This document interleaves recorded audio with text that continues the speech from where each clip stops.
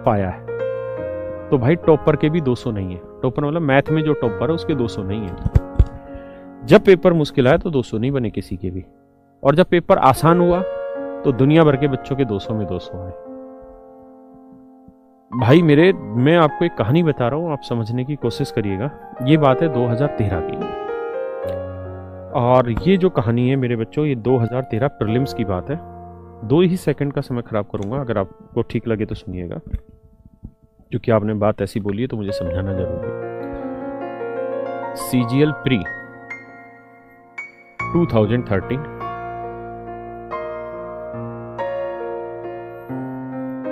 Morning का एक set था मेरे बच्चों।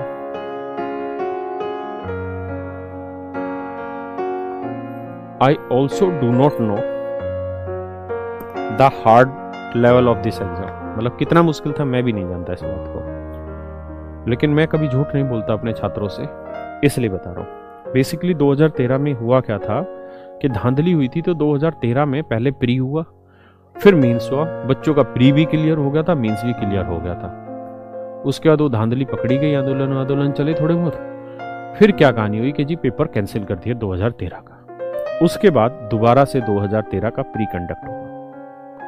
और भाइयों मेरे, जिन बच्चों ने पहले 2013 का मेंस भी क्लियर कर लिया था, जिस बच्चे का इस तारीख को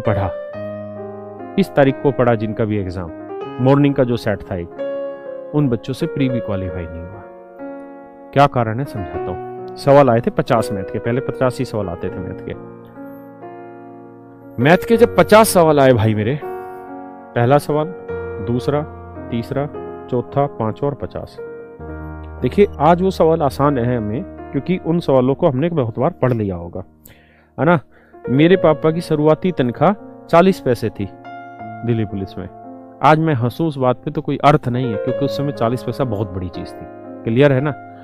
तो भैया ऐसे ही 2013 में वो सवाल का लेवल बहुत मुश्किल था, ठीक है। तो कहानी ये हुई मेरे दोस्त कि बच्चे ने पहला सवाल उठाया, हवा टाइट सवाल ही नहीं निकला।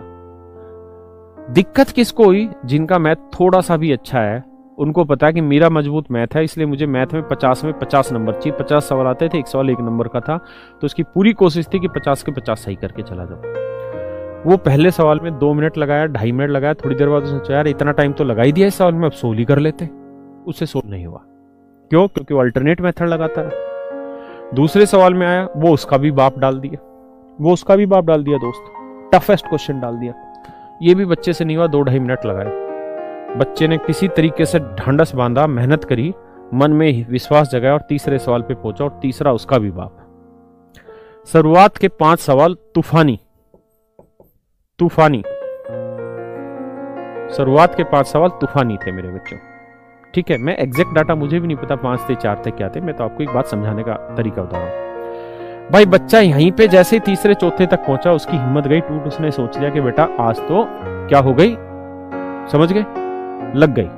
आज पेपर हवा से ऊपर चला गया। बच्चा डिमोरलाइज हो गया।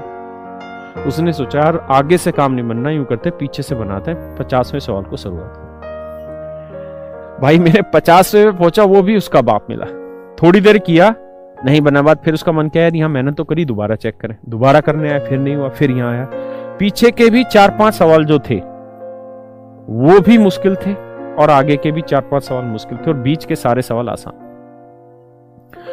भाई साहब इन 5-5-10 सवालों में बच्चे ने कम से कम 20-22-25 मिनट खराब कर दिए। किन बच्चों ने? जिनको मैथ आता था।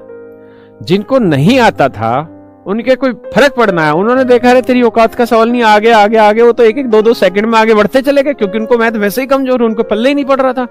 लेकिन जिनको मैथ आता था उनकी ऐसी तैसी हो गई वहां पर। और उस ऐसी तैसी होने का सबसे बड़ा कारण था कि उसमें एक स्किल डेवलप नहीं था, वो स्किल था क्वेश्चन छोड़ने का। अगर पेपर मुश्किल आए तो सवाल छोड़ना भी हमको आना चाहिए। ये जबरदस्ती नहीं है कि प्री में 200 क्वेश्चन उस समय आते थे, या आज मान लीजिए 100 सवाल आ रहे हैं, तो हमें इस बात को समझना होगा कि अगर हम मैथ में ही जो हमें 15 मिनट मिले हुए हैं, उसकी जगह अगर हम 30 मिनट लगा देंगे तो उससे हासिल क्या हुआ? जीएस के भी एक क्वेश्चन का वही नंबर है, मैथ के भी एक क्वेश्चन का वही नंबर है। तो अगर ऐसी स्थिति आती कि पेपर टफ आ रहा है तो हमें एक दो सवाल को सेक्रीफाइस करने में कोई बुराई नहीं है, आगे बढ़ जाइए। आप 15 मिनट में मैथ कंप्लीट कर लेंगे तो आपके पास बाकी टाइम बचेगा इंग्लिश के लिए, रीजनिंग के लिए, जीएस के लिए, और उसको कंप्लीट करिए। क्या पता वहां बहुत आसान सवाल दे रखे हो, और क्या पता आखिरी में समय मिले दोबारा आइए, दोबारा सोल्व करिए। इसलिए स्किल ये होना चाहिए कि आप टाइम छोड़ भी सकें, मतलब पेपर के क्वेश्चन को कुछ को मिस भी कर सके, बड़ा जरूरी है एक दो क्वेश्चन को छोड़ना, है ना। और एक दो क्वेश्चन में हिट एंड ट्रायल लगाना, तुक्केबाजी लगा देना, कोई बुराई नहीं उस चीज में दोस्त। इसलिए इस समझ को मान के चलिए। अब हम पेपर में अप्रोच करने की बात कर रहे हैं, है ना। अभी हम अप्रोच करने की बात कर रहे हैं। अगर मेरे से आप क्लास में पढ़ रहे होते, जो आप पढ़ रहे हैं, तो मैं कभी जीवन में आपको ये शब्द नहीं कहता हूं कि आपको एक दो सवाल छोड़ देने चाहिए, कभी नहीं कहता, मेरा फर्ज ही नहीं बनता वहां कहने का। लेकिन यहां हम क्वेश्चन को अप्रोच करने की बात कर रहे हैं, तो प्रैक्टिकलिटी पे आ रहा है कि हमें छोड़ देने में कोई बुराई नहीं। एक दो सवाल अगर टफेस्ट आ गए तो तुक्का लगाइए यार, छोड़िए मत, तुक्का लगा दीजिए ऑप्शन में।